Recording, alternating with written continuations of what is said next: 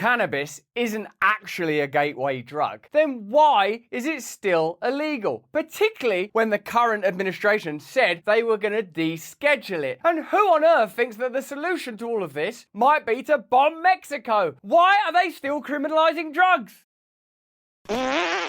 Hello there, you 6.4 million awakening wonders. Thanks for joining me on this voyage to truth and freedom. Turn on the notification bell right now so you receive our daily videos and continue to awaken yourself, open your mind, determine for yourself truth from fiction, propaganda from free information, so that we can form new systems, new communities, and awaken together. This is a fantastic video today. We're talking about drug decriminalization on the back of a debate on Fox News where Judge Jeanine predictably said the solution might be bomb Mexico. Is there a single problem that Judge Jeanine doesn't think can't be solved with a bomb, usually on Mexico? Look at these problems in Iran. Could we bomb Mexico? But there's no... Come on, let's try it. Try it. And remember, Joe Biden did run on a pledge to deschedule cannabis use. So what is it about drug use and the potential awakening of minds and changing of perspective that means that drugs are continually used to fence people in and hem people in? Let's have a look at the Fox News debate. Look, I think you should target the cartels while you negotiate with them. And I also think you got to legalize drugs. I mean,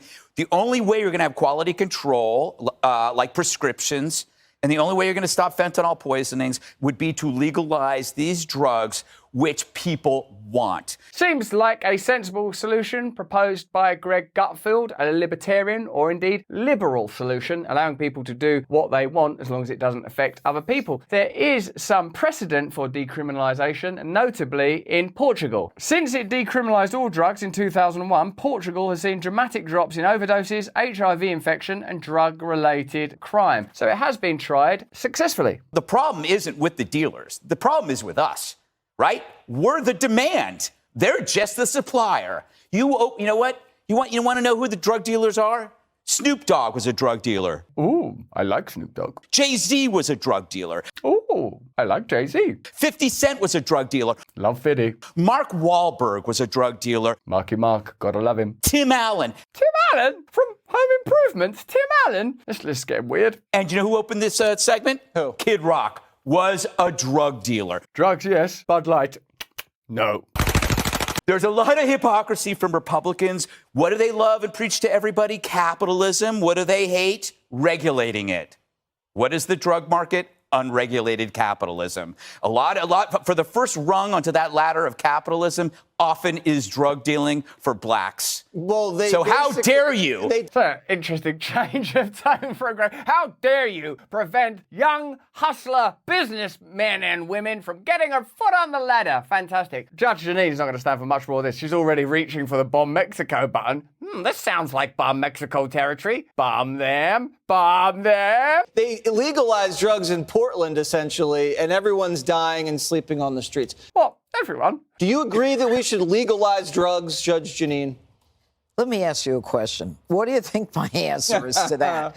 Absolutely not. Okay. We can't legalize it. And look, here's the drug thing. war's working great. Well, no, because we're not doing everything we need to be doing. Arrest more people? No. What because we they're need to seeking do, oblivion? No. Arrest? No, not yet. Judge Jeanine has found a measure a little harsher than just plain arrest. Keep going, Judge. Look, Joe Biden wants to sanction and financially crippled. We heard this drug czar saying they're going to know that we're serious. Are you kidding? We need to designate them as foreign terrorists. Right, finally, some common sense. Here's Greg Gutfeld saying that they're entrepreneurs and Judge Jeanine, terrorists. There's some pretty diverse views over there on Fox. So that we can go after them the way we go after terrorists, we need to have military strikes. Yes, it's a war. The war on drugs. We all remember how successful that war on drugs has been from our own horrible struggle with drugs and from the opioid deaths of the last few years. And I don't care if President Obrador in Mexico thinks we're rude or thinks it's an insult that we would consider doing this. The truth is that if you've got 100,000 people dying, we're in a damn war right now.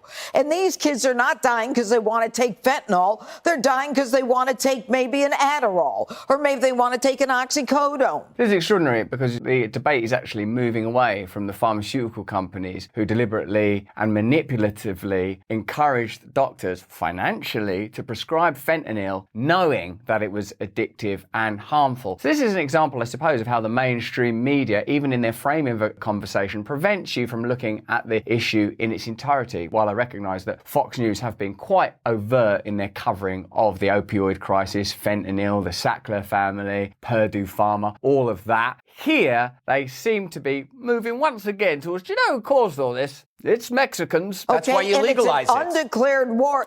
No, that's not why you legalize That's it. where you get the control of it. When Really? look, read about Prohibition. The reason why people died during Prohibition was because the alcohol wasn't controlled. Greg Gutfeld very much carrying on the mantle left behind by Tucker Carlson of providing a genuinely liberal and anti-establishment voice in a corporatized space. I wouldn't have believed it possible just 5-10 years ago that you would ever see someone on Fox News who was salaried by them saying that drugs should be decriminalized, that the pharmaceutical industry are worse than drug dealers, ensuring that the debate is handled deftly. Okay. Once you control pills, So then you know it's an Adderall. So then you we're know gonna it's a make Xanax. so that it's not lethal anymore? Fentanyl is legal, by the way. Lethal. No, yes.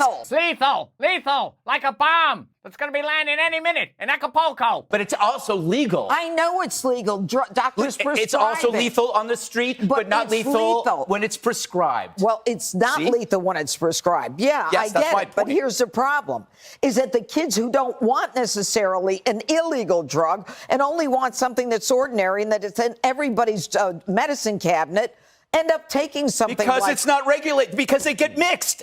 You're agreeing with me. I'm not agreeing with you. Yes, No, the reason why it's people... an Look, I have had 2 friends die of overdoses from fentanyl. We all have had for the friends same who reason died. you're... We've all had friends die of overdose. That's why I got to bomb Mexico. For the same reason you're talking about. You know they what? didn't know they were taking it. Yeah, If it was okay. legal, that wouldn't have happened. And you know what? But the truth is that people would follow. But the truth is that people are dying of these overdoses because they don't think that there's fentanyl in it, or they don't know that there's that much. I will rest my case. That's what I said. First of all, let me say this was a fascinating conversation. Firstly, you guys have got a great marriage. That's what I want to say, and it's worth saving. And I tend to agree with Greg. After trillions of dollars in the failed war on drugs, I don't think that prohibition... Because we haven't done the war and properly. I also think... Do the war properly. We're great at wars. Afghanistan, okay, maybe not Afghanistan. Iraq, okay, maybe not Iraq. This one, the one we're not in, okay. Just look, bomb Mexico. Just say no is not a war. That's like just burying your head in the sand, ignoring a problem with a ludicrous catchphrase. It isn't a war, to be fair to Judge Janine. What is a war then? You referenced... You take out the drug pins. Let me interrupt this cavalcade of radical rhetoric to tell you that not all commerce is necessarily bad, certainly not the commerce that supports this channel with their products. Let's have a look at another version of me amusingly endorsing those products. Hello there, you awakening wonders. Today's show is brought to you by Manscaped, who are the best in men's below the waist and below the snout and within the ear grooming. Their products are precision engineered tools like our analysis for your family jewels. Manscaped's performance package is the ultimate men's hygiene bundle. You get the lawnmower. This trimmer is the future of grooming, and some say the greatest ball trimmer ever. You get the Weed Whacker crop preserver ball deodorant, although if there is an odor, I mean, there just shouldn't be an odor on your balls. But if there is, this will rid you of it. The Crop Reviver toner, performance boxer briefs, and a travel bag to hold your goodies. In this case, the goodies are the products, not your reproductive organs. Join over 7 million men worldwide, not literally, that would be unhygienic, you'd be ankle deep in pubic hair, who trust Manscaped with this exclusive offer for you. Get 20% off and free shipping with the code BRAND at manscaped.com. That's 20% off with free shipping at manscaped.com and use the code BRAND. Oh, it's really actually quite satisfying because you can hear it. Can you hear that? That's the sound of youth returning. If you could take out the drug kingpins, I mean, target the cartels with military strikes, Right. as several prominent Republicans are advocating, then why can't Mexico target our gun manufacturers? Because we're flooding Mexico with guns, hundreds of thousands of guns every year that they're using in all this violence. Guns don't get up and say, I'm going to go out today and kill somebody. That's not the drugs, though. She's amazing, Judge Janine. Guns don't just get up on their own and kill people. Yeah, but drugs don't just get up on their own and give themselves to people. It's the exact same argument, and quite a good one from that beautiful Guess Who character. If we're going to bomb Mexico, why don't we bomb China? China's the source of the fentanyl. Great. I mean, you just cannot. You cannot do All right, these so kinds of let's actions. legalize it. That's See why how I good think that goes. I've covered every drug from 1970. I was there when Nixon started the war on drugs. It's not working. It doesn't work. We've got to confess it at a certain point. Trillions of dollars wasted, no controls. It's What's killed more suicide. people, alcohol or pot? Exactly. It's the easiest comparison one could make. Exactly. There are a lot of very progressive, liberal views being expressed in this debate, and it's an indication of how much the taxonomies of media have shifted. It would have been unthinkable to see a debate where views were expressed articulately that were anti the war on drugs or anti-legislation and regulation and criminalization and condemnation around those issues. And it shows you, in a sense, that the old barometers, markers, and categories are starting to melt away. Whether it's legitimate or sincere, I would say in the case of Greg Gutfeld, having met Greg, that it is sincere. Elsewhere, it might be rhetorical on the channel. I'm in no position to really say. But what this tells us, I think, is that the old values are shifting. This is somewhat underpinned by the recent revelation through study that cannabis is not, as long presumed, a gateway drug at all. Legalizing recreational cannabis at the state level does not increase substance use disorders or use of other illicit drugs among adults, and in fact may reduce alcohol-related problems, according to new CU Boulder research. The study of more than 4,000 twins from Colorado and Minnesota also found no link between cannabis legalization and increases in cognitive, psychological, social relationship or financial problems. Of course, one of the campaign pledges of the Biden administration was that cannabis would be descheduled. Let's see how that went. In a campaign ad that hit YouTube 7 days before the 2020 election, Biden said, "As president, I'll work to reform the criminal justice system, improve community policing, decriminalize marijuana, and automatically expunge all prior marijuana convictions." According to a Gallup poll last fall, 68% of Americans said that they wanted to go beyond Biden's promise. They want full federal legalization of the recreational use of marijuana by adults. The kinds of big dramatic steps in that direction that Biden promised would be attention-grabbing and base mobilizing. It has 83% support among Democrats, but best of all, it wouldn't even be a potent issue for mobilizing conservative voters. That poll showed slightly more Republicans were for it, 50%, than against it, 49%. Other polls in the last few years have put the Republican for number even higher. A Pew poll in November 2019 found that 55% of Republican-leaning voters were pro-legalization. When something like this has broad appeal and is broadly popular across both parties, I have genuine questions as to why it's not carried, and I feel that it might indicate a deeper set of psychological biases at an institutional level, as well as a means to incarcerate, stigmatize, and criminalize people conveniently. Eventually,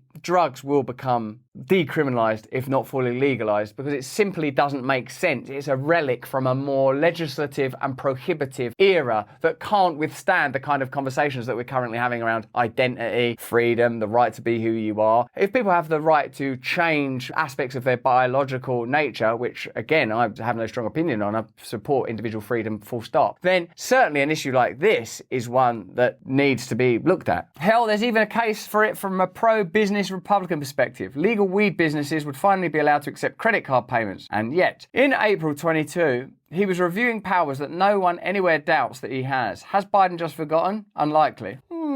Last July, 3 of the most high-profile senators in the Democratic caucus, 2020 presidential candidates Bernie Sanders, Elizabeth Warren, and Cory Booker, sent Biden a letter urging the administration to use its existing authority to deschedule cannabis. They have a comparable authority when it comes to controlling pharmaceutical prices for serious diseases. We did a video on how a cancer drug that costs $100,000 a month could be white-labeled or threatened with white-label regulation, meaning it will be cheaply available to those that need it. So there are sort of areas of legislation and administration that don't make rational sense. And if something doesn't make rational sense, to me it's an indication that there's a sort of a faith-based ideological component that isn't obvious and evident. You know, folks, it's just like Biden promised explicitly more than once and in so many words he would do when he was running for president. It's also like the overwhelming majority of Americans want him to do. Biden was a hardcore war on drugs hawk for most of his Senate career. Why did he promise to deschedule cannabis when he was running for president? It's hard to see an answer to that question other than he knew it would be good politics. When Fox News is continually attacked, and we've participated in attacking Fox News, and yet they have more progressive, open-minded views on decriminalization than the apparently Democrat president, it makes you wonder what really controls American administration. How are decisions genuinely made? This is another example of not only the fact that pledges are made when running for office that simply aren't carried out during administration, but also that there appear to be guiding principles that are not obvious and evident and are certainly not connected to the will of ordinary people. Let me know what you think in the chat chat and the comments. I say all of this as a person in recovery who doesn't use drugs or alcohol one day at a time for a number of reasons, primarily spiritual. Let's have a look at the benefits of a new attitude towards drug and criminalization at the level of the state. Decriminalization changes the way we think about drugs. Drugs will no longer be treated as a criminal issue, but instead a health and social one. This means that instead of addressing drugs through handcuffs, the focus will be on the root causes of drug use, including inequities rooted in housing and healthcare. Perhaps it's these deep roots that cause legislation to remain entrenched, that you have to acknowledge that ultimately drugs, when used pathologically, are a response to trauma, sadness, social decline, all points that are covered by Greg Gutfeld in that debate, and seemingly unacknowledged by the Biden administration, which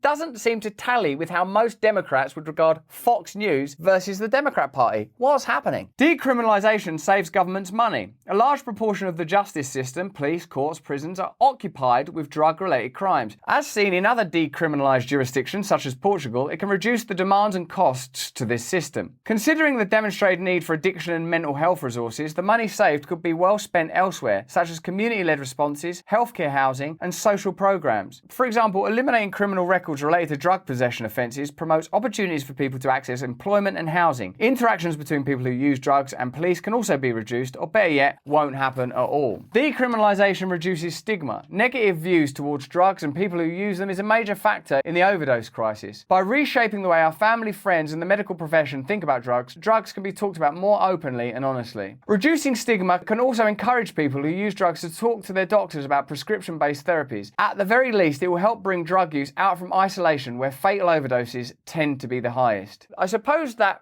failure to change this legislation reveals that the government are out of touch with the population that they are charged with governing and out of touch with their own declared ethics. It's another indication that there's been a divorce between the public and the people that govern them, and that there are shifting sands in the media landscape where presumed opinions are starting to shift and alter. It also indicates that authoritarianism now is housed within the left, and in particular within the Democrat Party. Not that I'm saying that the Republican Party is meaningfully better, just that the liberalism that used to underwrite the modern Democratic Party is no longer in evidence, even with an issue that would seem, according to this article, like an easy win. So what does that indicate? That authoritarianism, the ability to legislate and the ability to control, is more important to them than fulfilling their promises or cost-effective policies that would make a difference in people's lives. We all saw in the last couple of years that the tendency to legislate, regulate, and support Big Pharma almost appeared to have a kind of tidal, meteorological power rather than the declared ideologies of an apparently liberal democracy. Decriminalisation is harm reduction. Although some people fear that decriminalisation may increase or encourage drug use, this concern is simply not supported by evidence. We know from dozens of countries, states, and cities that have decriminalised drugs that use does not significantly increase. In some places, it's actually decreased. Decriminalisation also lowers overdose and disease rates while increasing people's access to social services and healthcare. In this way, a decriminalisation model is a basic harm reduction approach, mitigating the harms experienced by people who use drugs by eliminating or minimising the source of those harms, criminalisation. Overall, the notion of decriminalisation is not a panacea or a standalone solution to the harms of drug prohibition, but it is a critical step in the right direction. It will have a positive impact on the lives of so many people who are harmed daily from criminalisation. This, I suppose, is an attitude that could be applied to drug use across the board, from less harmful substances like cannabis all the way to plainly more toxic substances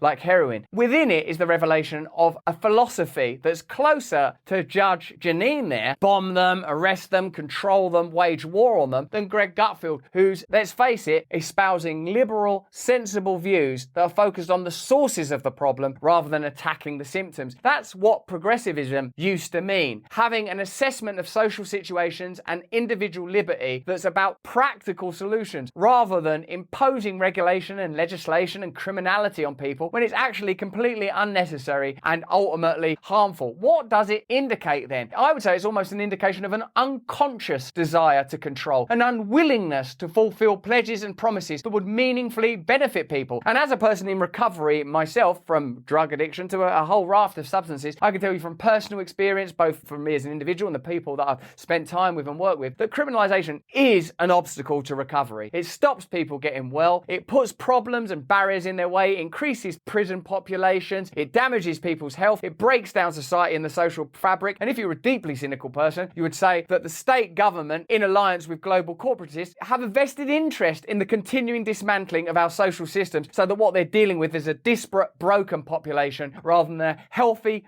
fit, and awakened one. But that's just what I think. Let me know what you think in the comments in the chat. Hit the notification bell because we make these videos every day and we want you to see them all. But more important than any of that is that you please stay free. My father's first instinct, which was a good instinct, it turns out, was that the CIA, as I was almost 10 years old when my uncle was killed, and I was standing in the White House, in the foyer of the White House with my aunt Jackie Kennedy and my mother and my father. My uncle's body was in the East Room. I, at that point, like many Americans, was asking questions because this didn't look right.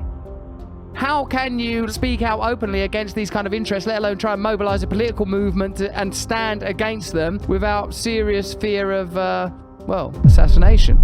It wasn't just Fauci, it was the whole U.S. intelligence military apparatus that was basically...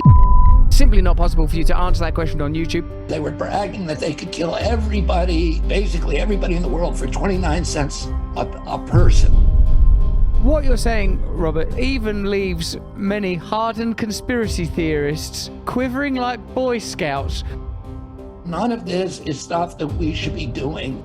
Quite bloody terrifying. This is a war where Ukraine has been made a victim, not just by Russia, but by the United States government. We have to just say, wait a minute, we got to stop fighting each other, and we got to go after the people who have their jackboot on our head. It's time.